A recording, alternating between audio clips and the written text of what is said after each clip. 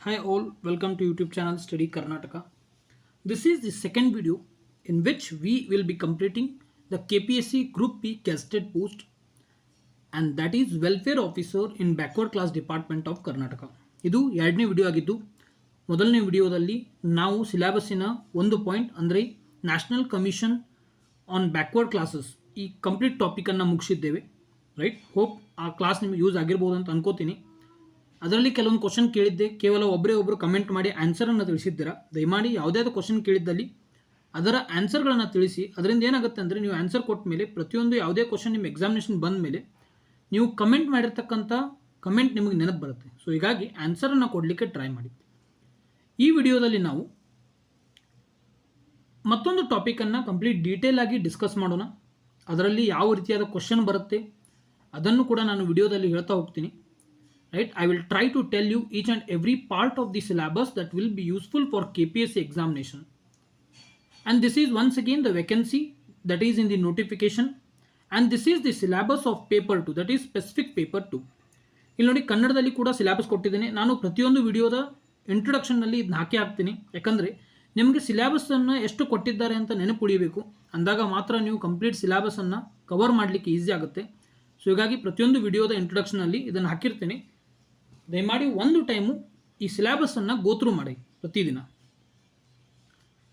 ಈ ವಿಡಿಯೋದಲ್ಲಿ ನಾವು ರಿಸರ್ವೇಷನ್ ಇನ್ ಇಂಡಿಯಾ ಅಂದರೆ ಭಾರತದಲ್ಲಿ ಮೀಸಲಾತಿ ಯಾವ ರೀತಿ ಇದೆ, ಯಾವ ಟೈಪ್ ಮೀಸಲಾತಿ ಕೊಡ್ತಾರೆ, ಈ ಮೀಸಲಾತಿ ಎಂಬ ಕಾನ್ಸೆಪ್ಟು ಯಾವ ವರ್ಷದಲ್ಲಿ ಹುಟ್ಟಿಕೊಳ್ತು, ರೈಟ್, ಇದಕ್ಕೆ ಜನ್ಮ ಯಾರು ಕೊಟ್ಟರು, ನಮ್ಮ ಭಾರತದಲ್ಲಿ ಯಾವ ವರ್ಷದಲ್ಲಿ ಇದು ಮೀಸಲಾತಿ ಬಂದಿತ್ತು, ಈ ರೀತಿಯಾದ ಕ್ವಶನ್ಗಳನ್ನು ಕೇಳ್ತಾರೆ. ಸೊ ಹೀಗಾಗಿ ಇದರ ಹಿಸ್ಟಾರಿಕಲ್ ಬ್ಯಾಕ್ಗ್ರೌಂಡ್ ಆಗಲಿ, ಇದಕ್ಕೆ ನಮ್ಮಲ್ಲಿ ಸಂವಿಧಾನದಲ್ಲಿ ಯಾವ ಅನುಚ್ಛೇದ ಆಗಲಿ ಅಥವಾ which article or part deals about the reservation in India, we will be seeing all this in this video. Before starting this video I will give you small information.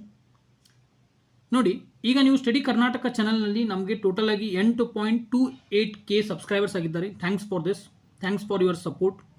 ಈಗ ನಿಮಗೆ ಎರಡು ಆಪ್ಷನ್ ಕಾಣ್ತಿರ್ಬೋದು, ಒಂದು ಜಾಯಿನ್ ಅಂತ option ಇದೆ, ಮತ್ತೊಂದು thanks ಅಂತ option ಇದೆ. ನಾನು ಈಗಾಗಲೇ ಹೇಳಿದಾಗೆ KS ಮೇನ್ಸ್ ಆನ್ಸರ್ ರೈಟಿಂಗ್ ಯಾವ ರೀತಿ ಇರುತ್ತೆ, ಯಾವ ರೀತಿ ನಾವು ಮಾಡಬೇಕು, ನಾವು ಯಾವ ರೀತಿ ಪ್ರಿಪ್ರೇಷನ್ ಮಾಡಬೇಕು, ಅದಕ್ಕಾಗಿ ಕೆಲವೊಂದು ಸೋರ್ಸನ್ನು ನಾನು ಹೈಯರ್ ಮಾಡಬೇಕಾಗುತ್ತೆ. ರೈಟ್, ಇದಕ್ಕಾಗಿ ನಿಮ್ಮ ಫೈನಾನ್ಷಿಯಲ್ ಸಪೋರ್ಟ್ ಒಂಚೂರು ಬೇಕಾಗುತ್ತೆ. ಅದಕ್ಕೆ ನೀವು ಏನು ಮಾಡಬೇಕಂದ್ರೆ, ನಾನು ಏನು ಮಾಡ್ತೀನಿ, KS ಮೇನ್ಸನ್ನು ಯಾವ ರೀತಿ ನೀವು ಆನ್ಸರ್ ಬರೀಬೇಕು, ಇಂಟ್ರೊಡಕ್ಷನನ್ನು ಯಾವ ರೀತಿ ಬರೀಬೇಕು, ಅಥವಾ ನೀವು ಯಾವ ರೀತಿ ಸ್ಟಾರ್ಟ್ ಮಾಡಬೇಕು ಅದನ್ನು ತಿಳಿಸೋದಕ್ಕಾಗಿ ಒಂದು ಪೇಡ್ ಅಂತ ಕೋರ್ಸ್ ಇಡ್ತೀನಿ. ಆದರೆ ನೆನ್ಪಿಟ್ಕೊಳ್ಳಿ, ನೀವು ಜಾಯಿನ್ ಅಂತ ಹೊಡಿದ ಮೇಲೆ ಕೇವಲ 29 ರೂಪೀಸ್ ಅಂತಿದೆ.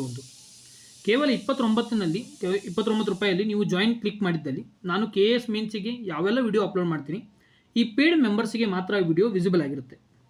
ಮತ್ತೊಂದು, ನಿಮಗೆ ವಿಡಿಯೋಗಳು ಇಷ್ಟ ಆದಲ್ಲಿ, ನಮ್ಮ ಕಂಟೆಂಟ್ ಇಷ್ಟ ಆದಲ್ಲಿ ನೀವು ಸೂಪರ್ ಥ್ಯಾಂಕ್ಸ್ ಅಂತ ಒಂದು ಆಪ್ಷನ್ ಇರುತ್ತೆ, ಇದರ ಮೇಲೆ ಕ್ಲಿಕ್ ಮಾಡಿ ಕಾಂಟ್ರಿಬ್ಯೂಟ್ ಮಾಡ್ಬೋದು. ಇದರಿಂದ ಚಾನೆಲ್ ಗ್ರೋತ್ ಆಗುತ್ತೆ ಅಷ್ಟೇ, ಮತ್ತೇನೂ ಇಲ್ಲ. ಇದರಲ್ಲಿ ನಿಮ್ಮ ಇಷ್ಟ ಇದ್ದರೆ ಮಾಡಿ, ಇಲ್ಲದಿದ್ದರೆ ನಡೆಯುತ್ತೆ. So let's begin the video. Reservation. What is reservation? We should need to understand the basic definition of reservation. Reservation is facilitating access to seats in the government jobs, educational institutions, and even legislatures to a certain sections of the population. ಈಗ ಮೀಸಲಾತಿಯನ್ನು ನಾವು ತಿಳ್ಕೋಬೇಕಾದ್ರೆ ಅದರ ಪ್ರಮುಖ definition ಆಗಲಿ ಅಥವಾ main basic ವ್ಯಾಖ್ಯಾನವನ್ನು ತಿಳ್ಕೋಬೇಕಾಗುತ್ತೆ.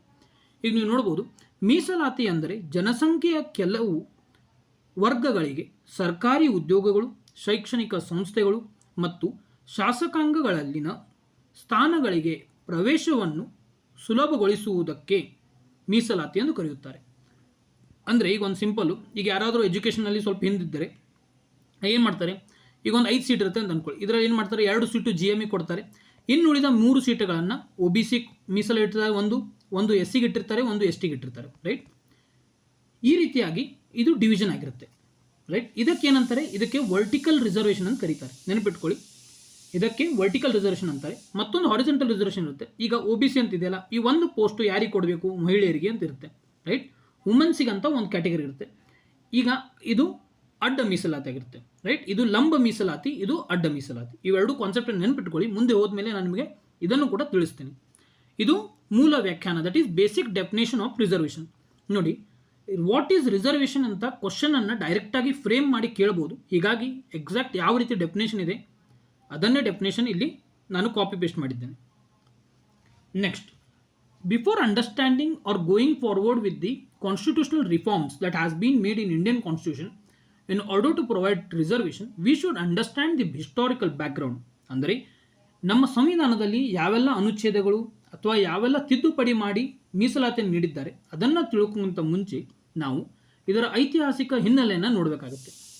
ಮೊದಲನೇದಾಗಿ William Hunter and Jyotirao ಫೂಲೆ, ಇವೆರಡು ಹೆಸರನ್ನು ನೆನಪಿಟ್ಕೊಳ್ಳಿ, ಯಾಕಂದರೆ ಈ ಕ್ವಶನನ್ನು ಕೇಳೋ ಚಾನ್ಸ್ ತುಂಬಾ ಇದೆ. KPSC ಇದ್ರೂ ಕೂಡ ಸಿಂಗಲ್ ಲೈನ್ನಲ್ಲಿ ಮೀಸಲಾತಿ ನಮ್ಮ ಭಾರತದಲ್ಲಿ ಮೊದಲ ಬಾರಿಗೆ ಇದನ್ನು ಪ್ರಸ್ತಾವನೆ ಯಾರು ಮಾಡಿದ್ದರು ಎಂದು ಕೇಳಿದ್ದಲ್ಲಿ ಇವೆರಡು ಆನ್ಸರ್ ನಿಮ್ಗೆ ನೆನಪಿರಬೇಕು. ಒಂದೇದು William Hunter and Jyotirao Phule. In 1882 originally conceived the idea of caste based reservation system. 1882ರಲ್ಲಿ ವಿಲಿಯಂ ಹಂಟರ್ ಮತ್ತು ಜ್ಯೋತಿರಾವ್ ಫೂಲೆ ಮೂಲತಃ ಜಾತಿ ಆಧಾರಿತ ಮೀಸಲಾತಿ ವ್ಯವಸ್ಥೆಯ ಕಲ್ಪನೆಯನ್ನು ಇವರು ಕಲ್ಪಿಸಿದ್ದರು. ಅಂದರೆ ಯಾರು ಈ ಕಲ್ಪನೆಯನ್ನು ಕೊಟ್ಟಿದ್ದರು ಎಂದು ಕೇಳಿದ್ದಲ್ಲಿ ವಿಲಿಯಂ ಹಂಟರ್ ಮತ್ತು ಜ್ಯೋತಿರಾವ್ ಫೂಲೆ. ನೆಕ್ಸ್ಟ್ 1921, ಈ ಪಾಯಿಂಟ್ ಭಾಳನೇ ಇಂಪಾರ್ಟೆಂಟ್ ಆಗುತ್ತೆ, ಯಾಕಂದರೆ ಇದು ಮೈಸೂರು ಪ್ರಾಂತ್ಯಕ್ಕೆ ಸಂಬಂಧವಿದೆ. ಸೊ ಹೀಗಾಗಿ 1921ರಲ್ಲಿ Mysore province initiates reservation for backward caste after a decade long social justice movement against the repression of non Brahmin castes. ಅಂದರೆ 1921 ಬ್ರಾಹ್ಮಣೇತರ ಜಾತಿಗಳ ದಮನದ ವಿರುದ್ಧ, ಅಂದರೆ ಬ್ರಾಹ್ಮಣರು ಬೇರೆ ಬೇರೆ ಜಾತಿಗಳ ಮೇಲೆ ಒಂಚೂರು ಪ್ರೆಷರನ್ನು ಹೇರ್ತಾ ಇದ್ರು. ಆ ಪ್ರೆಷರ್ಗಾಗಿ ಅವರು ತಮ್ಮ ಫೆಸಿಲಿಟಿಯನ್ನು ಕಳ್ಕೊಂಡಿದ್ರು. ರೈಟ್, ಈ ರೀತಿಯಾಗಿ ಫೆಸಿಲಿಟಿಗಾಗಿ ಯಾರು ಬ್ರಾಹ್ಮಣರಿಲ್ಲ ಅಂಥ ಒಂದು ಜಾತಿಗಳಿಗೆ ಈ ಮೈಸೂರು ಪ್ರಾಂತ್ಯ ರಿಸರ್ವೇಷನನ್ನು ನೀಡಲಿಕ್ಕೆ ಚಾಲೂ ಮಾಡಿತ್ತು. ಈಗ ಏನು ಕ್ವಶನ್ ಕೇಳ್ತಾರೆ, ಯಾವ ವರ್ಷದಲ್ಲಿ ಮೈಸೂರು ಪ್ರಾಂತ್ಯವು ಬ್ರಾಹ್ಮಣೇತರ ಜಾತಿಗಳಿಗೆ ಮೀಸಲಾತಿಯನ್ನು ಪ್ರಾರಂಭಿಸಿದರು ಎಂದು ಕೇಳಿದ್ದಲ್ಲಿ 1921, ಅಥವಾ 1921ರಲ್ಲಿ ಯಾವ ಪ್ರಾಂತ್ಯವು ಪ್ರಾರಂಭಿಸಿತು ಎಂದು ಕೇಳಿದ್ದಲ್ಲಿ ಅದು ಮೈಸೂರು ಪ್ರಾಂತ್ಯ. ಬ್ರಾಹ್ಮಣೇತರ ಜಾತಿಗಳ ದಮನದ ವಿರುದ್ಧ ದಶಕದ ಸುದೀರ್ಘ ಸಾಮಾಜಿಕ ನ್ಯಾಯ ಚಳುವಳಿಯ ನಂತರ ಮೈಸೂರು ಪ್ರಾಂತ್ಯವು ಹಿಂದುಳಿದ ಜಾತಿಗಳಿಗೆ ಅಥವಾ ಹಿಂದುಳಿದ ವರ್ಗಗಳಿಗೆ ಮೀಸಲಾತಿಯನ್ನು ಪ್ರಾರಂಭಿಸಿತು.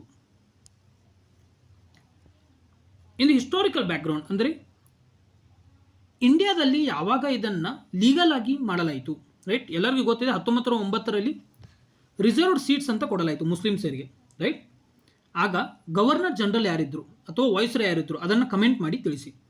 ಅದಾದಮೇಲೆ ಏನಾಗುತ್ತೆ, the reservation system that exist today in its true sense was introduced in 1933 when British prime minister Ramsay McDonald presented the communal award. ಇದನ್ನು ನೆನ್ಪಿಟ್ಕೊಳ್ಳಿ, ಕಮ್ಯುನಲ್ ಅವಾರ್ಡನ್ನು ಯಾವ ದಿನಾಂಕದಂದು ನೀಡಲಾಯಿತು ಎಂದು ಕೇಳ್ತಾರೆ, 16 ಆಗಸ್ಟ್ 1932. ಇಂದು ಅಸ್ತಿತ್ವದಲ್ಲಿರುವ ಮೀಸಲಾತಿ ವ್ಯವಸ್ಥೆಯು ಅದರ ನಿಜವಾದ ಅರ್ಥದಲ್ಲಿ 1933ರಲ್ಲಿ ಬ್ರಿಟಿಷ್ ಪ್ರಧಾನಮಂತ್ರಿ ರಾಮ್ಸೆ ಮೆಕ್ಡೊನಾಲ್ಡ್ ಅವರು ಕೋಮು ಪ್ರಶಸ್ತಿಯನ್ನು ಪ್ರಸ್ತುತಪಡಿಸಿದಾಗ ಪರಿಚಯಿಸಲಾಯಿತು. ಅಂದರೆ ಲೀಗಲ್ ಆಗಿ ಯಾವ ವರ್ಷದಲ್ಲಿ ಬಂದಿತ್ತು ಅಂತ ಕೇಳಿದ್ದಲ್ಲಿ 1932, ಯಾವ ದಿನಾಂಕದಂದು ಬಂತು ಅಂತ ಕೇಳಿದ್ದಲ್ಲಿ 16 ಆಗಸ್ಟ್ 1932. ಇದನ್ನು ನಾ ಈ ಕ್ವಶನ್ ಕೇಳಿದ್ದೇನೆ 1909ರಲ್ಲಿ ವಾಯ್ಸ್ರಾಯ್ ಯಾರಾಗಿದ್ದರು ಅದನ್ನು ಕಮೆಂಟ್ ಮಾಡಿ ತಿಳಿಸಿ. ನೆಕ್ಸ್ಟ್ ಹಿಸ್ಟಾರಿಕಲ್ ಬ್ಯಾಕ್ಗ್ರೌಂಡಲ್ಲಿ ಮತ್ತೊಂದು ಏನು ಇಂಪಾರ್ಟೆಂಟ್ ಅಂದರೆ, after long negotiations Gandhi and Ambedkar signed the Pune Pact. When was Pune Pact signed? The date can be asked exactly. The answer will be 24th September 1932, where it was decided that there would be a single Hindu electorate with certain reservations. Illi nodi, the reservation concept has been repeated again. Where? In Pune Pact.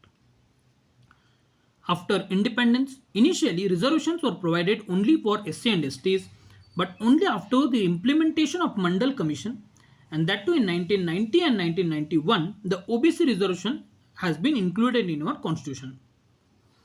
ಕನ್ನಡದಲ್ಲಿ ನೋಡಬೇಕಾದ್ರೆ ಸುದೀರ್ಘ ಮಾತುಕತೆಗಳ ನಂತರ ಗಾಂಧಿ ಮತ್ತು ಅಂಬೇಡ್ಕರ್ ಅವರ ನಡುವೆ ಪೂನಾ ಒಪ್ಪಂದಕ್ಕೆ ಸಹಿ ಹಾಕಲಾಯಿತು. ಈಗ ಪೂನಾ ಒಪ್ಪಂದ ಯಾವ ವರ್ಷದಲ್ಲಿ ಆಯಿತು ಅಂತ ಕೇಳ್ತಾರೆ, ಯಾವ ದಿನಾಂಕದಂದು ಕೇಳಿದ್ದಲ್ಲಿ 24 ಸೆಪ್ಟೆಂಬರ್ 1932. ಇಲ್ಲಿ ಕೆಲವು ಮೀಸಲಾತಿಗಳೊಂದಿಗೆ ಒಂದೇ ಹಿಂದೂ ಮತದಾರರು ಇರಬೇಕೆಂದು ನಿರ್ಧರಿಸಲಾಯಿತು. ಇಲ್ಲಿ ನೋಡಿ, ಹಿಸ್ಟ್ರಿ ಓದಿದಾಗ ನಿಮಗೆ ಇಬ್ಬರ ನಡುವಿನ ಸಂಬಂಧ ಗೊತ್ತಿರಬೇಕು. ರೈಟ್, ಪುನಃ ಒಪ್ಪಂದ ಕೂಡ ಆಗಿದ್ದು ನಿಮಗೆ ಹಿಸ್ಟ್ರಿ ಓದೋದಲ್ಲಿ ಗೊತ್ತಾಗಿರುತ್ತೆ. ಇದರಲ್ಲಿ ಏನು ಡಿಸೈಡ್ ಮಾಡ್ತಾರೆ ಅಂದರೆ, ಎಲ್ಲ ಹಿಂದೂಗಳು ಒಂದೇ, ಆದರೆ SC STಗಳಿಗೆ ನಾವು ಕೆಲವು ಮೀಸಲಾತಿ ರಿಸರ್ವ್ಡ್ ಸೀಟ್ಸನ್ನು ಕೊಡ್ತೀವಿ ಅಂತ ಹೇಳಿ ಈ ಪುನಃ ಒಪ್ಪಂದದಲ್ಲಿ ಒಪ್ಕೊಳ್ಳಲಾಗುತ್ತೆ. ಸ್ವಾತಂತ್ರ್ಯದ ನಂತರ ಆರಂಭದಲ್ಲಿ SC ಮತ್ತು STಗಳಿಗೆ ಮಾತ್ರ ಮೀಸಲಾತಿ ನೀಡಲಾಗಿತ್ತು. ಆದರೆ ಮಂಡಲ್ ಆಯೋಗದ BP ಮಂಡಲ್ ಅಂತ ನಾವು ಹಿಂದಿನ ಕ್ಲಾಸ್ನಲ್ಲಿ ನೋಡಿದ್ದೇವೆ. BP ಮಂಡಲ್ ಆಯೋಗದ ಶಿಫಾರಸ್ಸಿನ ಮೇರೆಗೆ 1991ರಲ್ಲಿ OBCಗಳನ್ನು ಮೀಸಲಾತಿಯ ವ್ಯಾಪ್ತಿಯಲ್ಲಿ ಸೇರಿಸಲಾಯಿತು. ದಯಮಾಡಿ ಇದರ ನೋಟ್ಸ್ ಮಾಡ್ಕೊಳ್ಳಿ, ಯಾಕಂದರೆ ಕ್ವಶನ್ಸ್ ಬರ್ತಕ್ಕಂಥ ಚಾನ್ಸ್ ತುಂಬಾ ಇರುತ್ತೆ.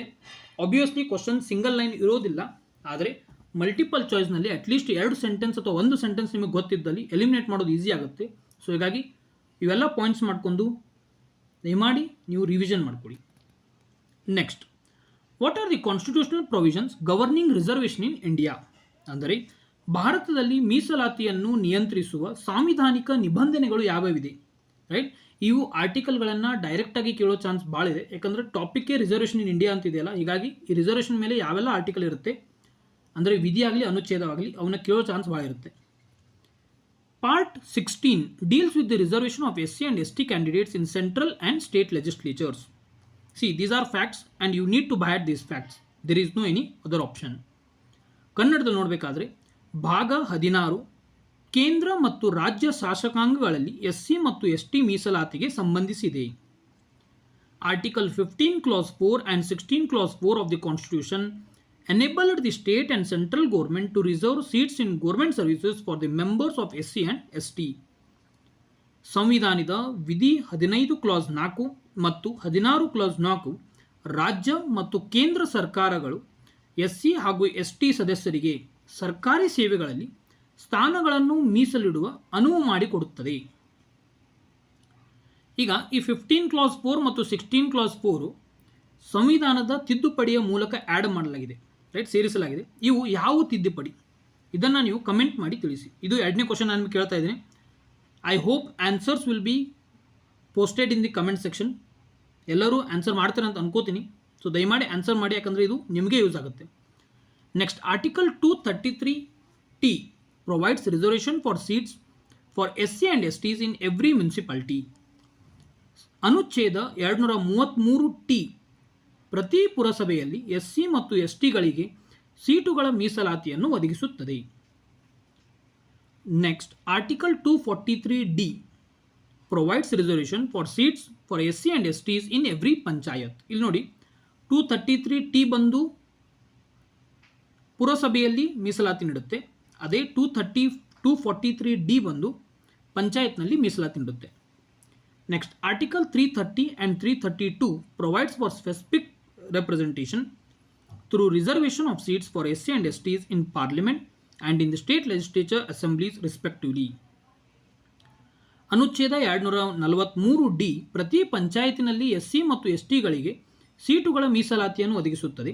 ಅದೇ ರೀತಿಯಾಗಿ ಅನುಚ್ಛೇದ 330 ಹಾಗೂ 332 ಸಂಸತ್ತಿನಲ್ಲಿ ಮತ್ತು ರಾಜ್ಯ ವಿಧಾನಸಭೆಗಳಲ್ಲಿ ಕ್ರಮವಾಗಿ SC ಮತ್ತು STಗಳಿಗೆ ಸ್ಥಾನಗಳ ಮೀಸಲಾತಿಯ ಮೂಲಕ ನಿರ್ದಿಷ್ಟ ಪ್ರಾತಿನಿಧ್ಯವನ್ನು ಒದಗಿಸುತ್ತದೆ.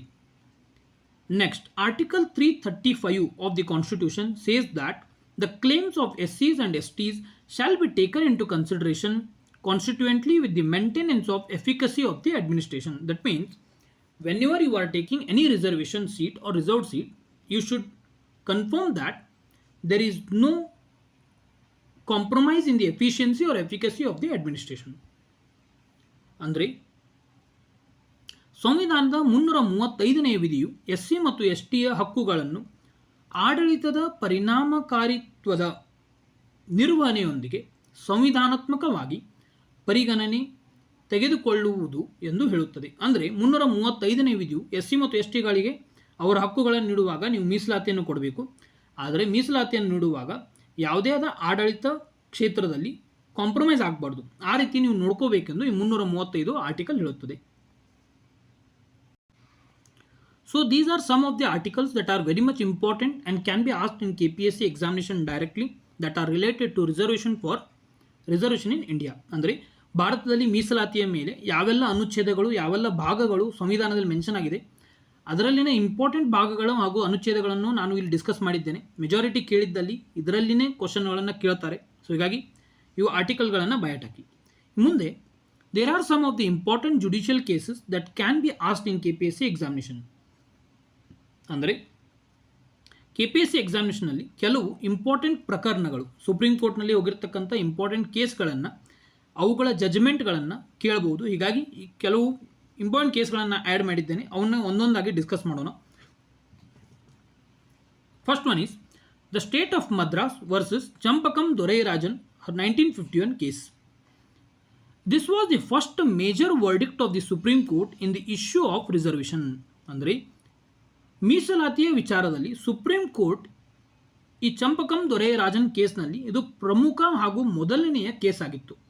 ಇದರ ಮೇಲೆ ಮೀಸಲಾತಿ ವಿಚಾರದಲ್ಲಿ ಸುಪ್ರೀಂ ಕೋರ್ಟ್ ತನ್ನ ತೀರ್ಪು ನೀಡಿದ್ದಲ್ಲಿ ಯಾವ ಕೇಸ್ ಮೊದಲಾಗಿತ್ತಂದರೆ ಅದು ಚಂಪಕಂ ದೊರೈರಾಜನ್ ಕೇಸ್. ಎರಡನೇದು, this case led to the first amendment in the constitution. ಈ ಪ್ರಕರಣವು ಸಂವಿಧಾನದಲ್ಲಿ ಮೊದಲ ತಿದ್ದುಪಡಿಗೆ ಕಾರಣವಾಯಿತು. ಈಗ ಸಂವಿಧಾನದ ಮೊದಲನೇ ತಿದ್ದುಪಡಿ ಯಾವ ವರ್ಷದಲ್ಲಿ ಆಯಿತು ಹಾಗೂ ಈ ತಿದ್ದುಪಡಿಯಲ್ಲಿ ಯಾವ ಇಂಪಾರ್ಟೆಂಟ್ ಶೆಡ್ಯೂಲನ್ನು ನಮ್ಮ ಭಾರತದ ಸಂವಿಧಾನದಲ್ಲಿ ಆ್ಯಡ್ ಮಾಡಲಾಯಿತು. ಇದನ್ನು ಇವೆರಡು ಆನ್ಸರ್ಗಳನ್ನು ಕಮೆಂಟ್ ಮಾಡಿ. ಟೋಟಲ್ ಆಗಿ ಇಲ್ಲಿಗೆ ನಾನು ನಿಮಗೆ 4 ಕ್ವಶನ್ಗಳನ್ನು ಕೇಳಿದಂಗಾಗಿದೆ.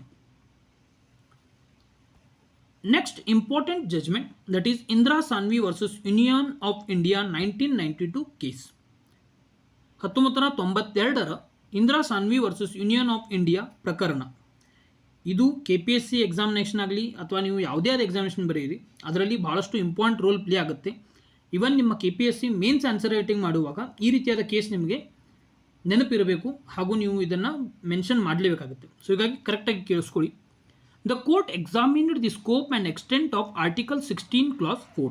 ಅಂದರೆ ನ್ಯಾಯಾಲಯವು ಅನುಚ್ಛೇದ ಅಂದರೆ ಆರ್ಟಿಕಲ್ 16 clause 4 ವ್ಯಾಪ್ತಿಯನ್ನು ಪರಿಶೀಲಿಸಿದೆ ಈ ಪ್ರಕರಣದಲ್ಲಿ.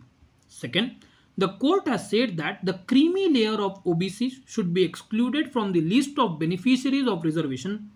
There should not be reservation in promotions and the total reserve quota should not exceed 50%. See, this is very much important and you should decode this each and every sentence. I will try to tell you. The court has said that the creamy layer of OBC. Now, who are creamy layer? For OBC, if your income limit is for a year, it is more than 8 lakh. Do remember, if it is more than 8 lakh, then you are above the OBC line. That means you are not considered as OBC. Then the reservation of OBC will not be applicable for you. This is nothing but the creamy layer.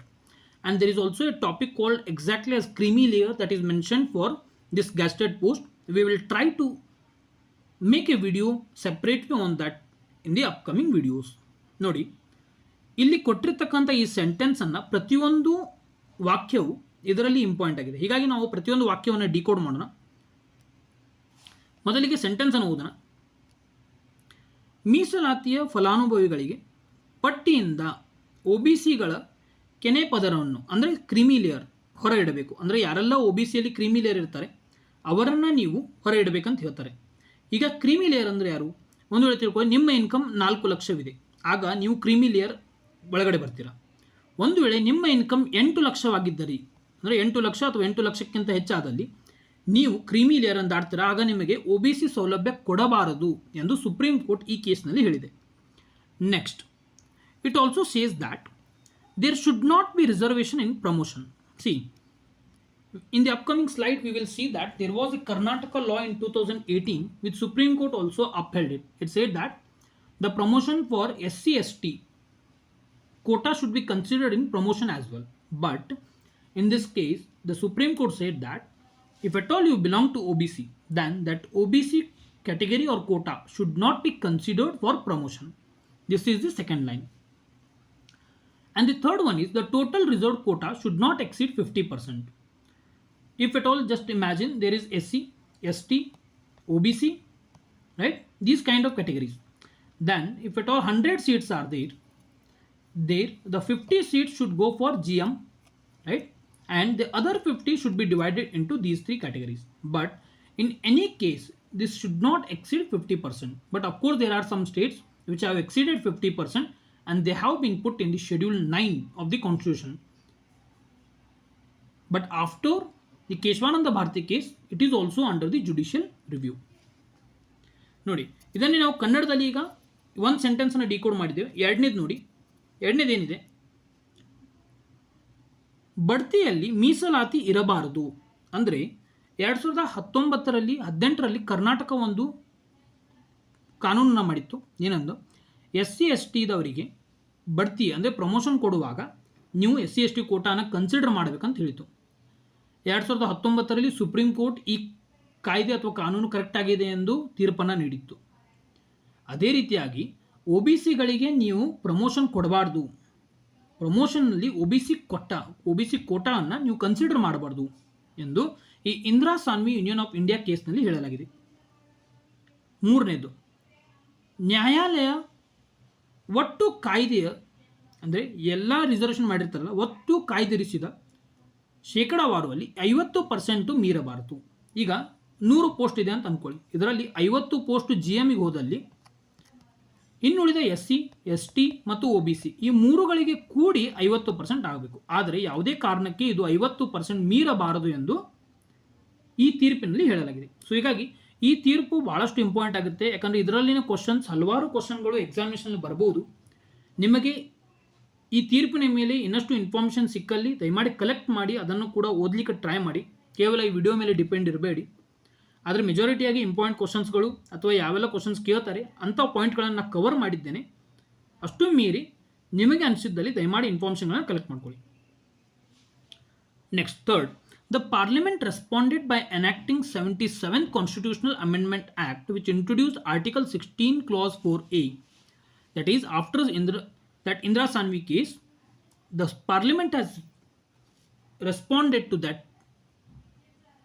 case and has said that we are amending the Constitution, and it was the 77th Constitutional Amendment Act which introduced Article 16 Clause 4 Clause A. ಸಂಸತ್ತು ಅನುಚ್ಛೇದ 16 class 4 class A ಅನ್ನು ಪರಿಚಯಿಸಿತು.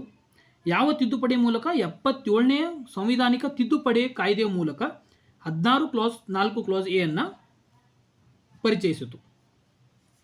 Now, what does this 16 clause 4 clause A article talks about? The article confirms power on the state to reserve seats in favor of SC and ST in promotions in public service if the communities are not adequately represented in the public employment. See, what does this case talks about? Indira Sanvi versus Union of India case told that there should not be reservation in promotions in any of the category. It may be either OBC, SC or ST, right? And for that reason, the 77th Constitutional Amendment Act was brought into place. And it said that we are putting 16 clause 4 clause A in the Constitution, and we are providing a reserved quota for SC and ST in the promotion as well. ಅಂದರೆ ಈ ನೋಡಿ, ಈ ತೀರ್ಪಿನಲ್ಲಿ Indira Sawhney versus union of India ಕೇಸ್ನಲ್ಲಿ supreme court ಏನು ಹೇಳ್ತಂದರೆ, ನೀವು ಬಡ್ತಿ ನೀಡುವಾಗ ಅಂದರೆ ಪ್ರಮೋಷನ್ ಕೊಡುವಾಗ ಅವರು OBC ಅವರಾಗಲಿ SC ಆಗಲಿ ಅಥವಾ ST ಆಗಲಿ ಯಾವುದೇ ಆದ ಕ್ಯಾಟಗರಿಗೆ ನೀವು ರಿಸರ್ವೇಷನ್ ಕೊಡಬಾರ್ದು. ಅದಕ್ಕಾಗಿ ಸಂವಿಧಾನ ಏನು ಮಾಡ್ತು ಅಂದರೆ ಸಂಸತ್ ಏನು ಮಾಡ್ತು, ಸಂವಿಧಾನದಲ್ಲಿ ತಿದ್ದುಪಡಿ ತಗೊಂಡು ಬಂತು. 77ನೇ ಕಾಯ್ದೆಯ ಪ್ರಕಾರ 77ನೇ ತಿದ್ದುಪಡಿ ಕಾಯ್ದೆಯ ಪ್ರಕಾರ 16 ಕ್ಲಾಸ್ 4 ಕ್ಲಾಸ್ ಎ ಅನ್ನು ಆ್ಯಡ್ ಮಾಡಲಾಯಿತು. ಇದರ ಪ್ರಕಾರ ಏನೆಂದರೆ, ಮುಂಬಡ್ತಿಯಲ್ಲಿ ಅಂದರೆ ಪ್ರಮೋಷನ್ ಕೊಡುವಾಗ ನಾವು SC ಮತ್ತು ST ದವರಿಗೆ ರಿಸರ್ವೇಷನ್ ಕೊಡ್ತೀವಿ ಅಂತ ಈ ಸಂವಿಧಾನದಲ್ಲಿ ಹೇಳಲಾಯಿತು. Hope this is clear for you. ಇಷ್ಟು ಮೀರಿ ನಿಮಗೆ ಏನಾದರೂ ಡೌಟ್ ಇದ್ದಲ್ಲಿ ದಯಮಾಡಿ ಕಮೆಂಟ್ ಮಾಡಿ ತಿಳಿಸಿ. I will try to take those and I will try to answer it in the upcoming videos. And this is one of the important judgment of Supreme Court, in which in May 2019 the Supreme Court upheld Karnataka law that allows reservation in promotion for SC and STs with consequential seniority. Karnataka law was the 2018 reservation law of Karnataka, which allowed for promotion for SC and STs with consequential seniority, and for the same on May 10th 2019. Do remember this date, May 10th 2019 the Supreme Court upheld the validity. May 2019ರಲ್ಲಿ ಸರ್ವೋಚ್ಚ ನ್ಯಾಯಾಲಯವು ಕರ್ನಾಟಕ ಕಾನೂನನ್ನು ಎತ್ತಿ ಹಿಡಿಯಿತು. ಅದು SC ಮತ್ತು STಗಳಿಗೆ ಬಡ್ತಿಯಲ್ಲಿ ಮೀಸಲಾತಿಯನ್ನು ಅನುಕ್ರಮವಾಗಿ ಹಿರಿತನದೊಂದಿಗೆ ನೀಡುತ್ತಿದೆ. ಅಂದರೆ ಈ ಕಾಯ್ದೆ ಏನು ಮಾಡ್ತಿತ್ತಂದರೆ, SC ಮತ್ತು ST ಇದ್ದವರಿಗೆ ಬಡ್ತಿಯಲ್ಲಿ ಮೀಸಲಾತಿಯನ್ನು ಅನುಕ್ರಮವಾಗಿ ಹಿರಿತನದೊಂದಿಗೆ ನೀಡುತ್ತಿತ್ತು. ಕರ್ನಾಟಕದ 2018ರ ಮೀಸಲಾತಿ ಕಾನೂನಾಗಿದ್ದು, ಇದು ಪರಿಣಾಮವಾಗಿ ಹಿರಿತನದೊಂದಿಗೆ SC ಮತ್ತು STಗಳಿಗೆ ಬಡ್ತಿ ನೀಡಲು ಅವಕಾಶ ಮಾಡಿಕೊಟ್ಟಿತು. ಹಾಗೂ ಮೇ 10, 2019ರಂದು ಸುಪ್ರೀಂ ಕೋರ್ಟ್ ಈ ಕಾನೂನನ್ನು ಎತ್ತಿ ಹಿಡಿಯಿತು. Next, what are the recent improvements in reservation? ಅಂದರೆ ಮೀಸಲಾತಿಯಲ್ಲಿ ಇತ್ತೀಚಿನ ಸುಧಾರಣೆಗಳು ಯಾವ್ಯಾವು? ಯಾವ ತಿದ್ದುಪಡಿ ಮೂಲಕ ಅಥವಾ ಯಾವ ತಿದ್ದುಪಡಿ ಮಾಡುವ ಮೂಲಕ ಹೆಚ್ಚಿನ ಮೀಸಲಾತಿ ನೀಡಲಾಗಿದೆ, ರೈಟ್? ಅದನ್ನು ಈ ಸ್ಲೈಡ್ನಲ್ಲಿ ನಾವು ಡಿಸ್ಕಸ್ ಮಾಡೋಣ. 2019, the Government of India was provided with 10% reservation to economically weaker sections, that is EWS quota, through the 103rd Constitutional Amendment. This is the first time reservation has been extended on the basis of economic criteria. This is also one of the important point. ಇದನ್ನು ನೆನಪಿಟ್ಕೊಳ್ಳಿ. 2019ರಲ್ಲಿ ಭಾರತ ಸರ್ಕಾರವು 103ನೇ ಸಾಂವಿಧಾನಿಕ ತಿದ್ದುಪಡಿಯ ಮೂಲಕ ಆರ್ಥಿಕವಾಗಿ ದುರ್ಬಲ ವರ್ಗಗಳಿಗೆ 10% ಮೀಸಲಾತಿಯನ್ನು ಒದಗಿಸಿದೆ. ಆರ್ಥಿಕ ಮಾನದಂಡಗಳ ಆಧಾರದ ಮೇಲೆ ಇದೇ ಮೊದಲ ಬಾರಿಗೆ ಮೀಸಲಾತಿಯನ್ನು ವಿಸ್ತರಿಸಲಾಗಿದೆ. Next, 2019 reservation in favour of SC and STs in Lok Sabha and state legislature was only till 1960, but it has been extended every 10 years. The last extension was made in 2019 and it is valid up to 2030. Do remember this date. Now the SC/ST quota in Lok Sabha is valid till 2030. ಲೋಕಸಭೆ ಮತ್ತು ರಾಜ್ಯ ಶಾಸಕಾಂಗಗಳಲ್ಲಿ SC ಮತ್ತು STಗಳಿಗೆ ಅವರ ಪರವಾಗಿ ಮೀಸಲಾತಿ 1960ರವರೆಗೆ ಮೊದಲಿಗೆ ಮಾತ್ರವಿತ್ತು. ಆದರೆ ಈಗ ರೀಸೆಂಟಾಗಿ 2019ರಲ್ಲಿ ಅದನ್ನು ತಿದ್ದುಪಡಿ ಮಾಡಿ ಈಗ ಯಾವ ವರ್ಷದವರೆಗೆ ಅದನ್ನು ಹೆಚ್ಚುವರಿ ಮಾಡಿದ್ದಾರೆ ಅಂದರೆ 2030ರವರೆಗೆ. Next, in 2021, 102nd Amendment was made and it allowed the states and union territories to prepare their own socially and economically backward class list. 2021ರಲ್ಲಿ ಒಂದು ತಿದ್ದುಪಡಿಯನ್ನು ಮಾಡಲಾಯಿತು. ಅದರ ಪ್ರಕಾರ ರಾಜ್ಯಗಳು ಮತ್ತು ಕೇಂದ್ರಾಡಳಿತ ಪ್ರದೇಶಗಳು ತಮ್ಮದೇ ಆದ ಸಾಮಾಜಿಕವಾಗಿ ಮತ್ತು ಆರ್ಥಿಕವಾಗಿ ಹಿಂದುಳಿದ ವರ್ಗಗಳ ಪಟ್ಟಿಯನ್ನು ಸಿದ್ಧಪಡಿಸಲು ಅನುಮತಿಸಲು 102ನೇ ತಿದ್ದುಪಡಿ ಮಾಡಲಾಯಿತು. 102ನೇ ತಿದ್ದುಪಡಿ ಯಾವುದಕ್ಕೆ ಸಂಬಂಧವಿದೆ ಹಾಗೂ ಅದನ್ನು ಯಾವ ವರ್ಷದಲ್ಲಿ ಮಾಡಲಾಯಿತು? ಈ ರೀತಿಯಾದ ಕ್ವಶನ್ ಕೇಳ್ತಾರೆ. ಸೊ ದಯಮಾಡಿ ಇದನ್ನು ನೆನಪಿಟ್ಕೊಳ್ಳಿ. ಇಲ್ಲಿಗೆ ನಾವು ಭಾರತದಲ್ಲಿ ಮೀಸಲಾತಿಯನ್ನು ನೋಡಿದ್ದೇವೆ. ಇದರಲ್ಲಿ ಕೆಲವೊಂದು ಪಾಯಿಂಟ್ಗಳು ಮಿಸ್ ಆಗಿದೆ. ಅದನ್ನು ನಾನು ಮುಂದಿನ ಯಾವುದಾದ್ರೂ ಒಂದು ವಿಡಿಯೋದಲ್ಲಿ ಕವರ್ ಮಾಡ್ತೀನಿ. ಇದರಲ್ಲಿ ಏನು ಬರುತ್ತೆ ಅಂದರೆ ಯಾವ ರೀತಿಯಾದ ಮೀಸಲಾತಿ ಇರುತ್ತೆ. ಮೊದಲನೇದಾಗಿ vertical reservation, horizontal reservation, right, cost based reservation, economic reservation, ಈ ರೀತಿಯಾಗಿ ಬೇರೆ ಬೇರೆ ರಿಸರ್ವೇಷನ್ ಇರುತ್ತೆ. ಹಾಗೂ PH ಕೋಟಾ ಅಂತ ಮತ್ತೊಂದಿದೆ, ಅದು ರಿಸರ್ವೇಷನ್ ಇರುತ್ತೆ. ಗೌರ್ಮೆಂಟ್ ಜಾಬ್ನಲ್ಲಿ 4% ಕೋಟಾ ಫಿಸಿಕಲ್ ಹ್ಯಾಂಡಿಕ್ಯಾಪ್ ಕ್ಯಾಂಡಿಡೇಟ್ಸ್ಗೆ ಕೊಡಬೇಕಂತಿದೆ, ರೈಟ್. ಈ ರೀತಿಯಾದ ರಿಸರ್ವೇಷನ್ಗಳನ್ನು ನಮ್ಮ ಸಂವಿಧಾನದಲ್ಲಿ ಮೆನ್ಷನ್ ಇದೆ. ಸಂವಿಧಾನವಿಲ್ಲವಂದರೂ ಕೆಲವು ಆ್ಯಕ್ಟ್ ಹಾಗೂ ಲಾಗಳ ಪ್ರಕಾರ ಅದನ್ನು ಕೂಡ ಮಾಡಿದ್ದಾರೆ. ಅದರ ಮೇಲೂ ಕೂಡ ಕ್ವಶನ್ ಬರೋ ಚಾನ್ಸ್ ಇರುತ್ತೆ.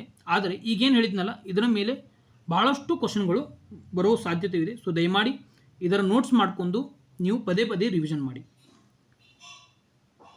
ಹಾಗೂ ಮೊದಲು ಹೇಳಿದಾಗೆ 29 ರೂಪಾಯಿ ಕೊಟ್ಟು ನೀವು ಸ್ಟಡಿ ಕರ್ನಾಟಕ ಕಮ್ಯುನಿಟಿಯನ್ನು ಯೂಟ್ಯೂಬ್ ಮೇಲೆ ಜಾಯ್ನ್ ಆಗ್ಬೋದು.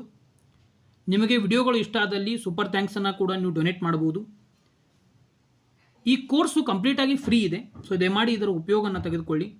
ಟೆಲಿಗ್ರಾಮ್ ಚಾನಲ್ನ ಜಾಯಿನ್ ಮಾಡಿಲ್ಲ ಅಂದರೆ ಲಿಂಕನ್ನು ಡಿಸ್ಕ್ರಿಪ್ಷನಲ್ಲಿ ಕೊಟ್ಟಿರ್ತೇನೆ, ಅದನ್ನು ಕೂಡ ಜಾಯಿನ್ ಮಾಡ್ಕೊಳ್ಳಿ.